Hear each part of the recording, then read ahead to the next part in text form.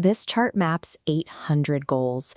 There are towering spikes for Champions League and domestic play. But the World Cup knockout column shows a flat 0. That empty space shadows his legacy. Tonight, he faces his final chance to erase it. He has conquered almost every major competition on the planet. This single piece of gold is the only missing hurdle separating him from total closure. This match acts as a 90-minute deadline for Ronaldo to resolve the only unfinished chapter of his professional career. But standing in his way is a squad engineered to frustrate superstars, led by their own aging maestro, Luka Modrić. This map highlights a striking geographical disparity. Croatia is home to fewer than 4 million people, yet they consistently eliminate nations with 10 times their population and resources. They survive these mismatches by dragging superior opponents into deep water. They exhaust their attackers, thriving in the grueling, high-anxiety minutes of extra time. So we have a direct collision of forces, a striker desperate for a rapid breakthrough, facing a collective unit historically designed to wait out the clock. Portugal's manager, Roberto Martinez, wants to avoid that trap entirely. His strategy relies on dominating possession and playing aggressively from the first whistle. To execute this, he has assembled a roster capable of overwhelming any defense. Players like Bruno Fernandes and Bernardo Silva provide a constant, high-speed feed into the penalty area. Croatia does not rely on matching that offensive firepower. They rarely need to score 3 goals to win a knockout tie.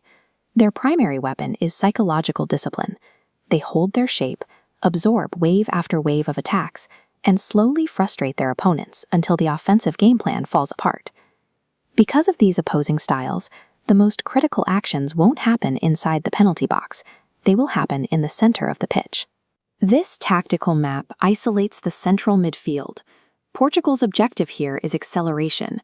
Fernandes and Vitinha must drive the ball forward instantly to feed Ronaldo, but Modrić and Kovačić act as a tactical decelerator, stepping into passing lanes to kill momentum and force the ball backward. By meticulously slowing down the tempo, they drag the game closer to extra time and penalty shootouts, the exact environments where their survival rate spikes. Whoever successfully controls the speed of this single zone will ultimately decide which legend advances.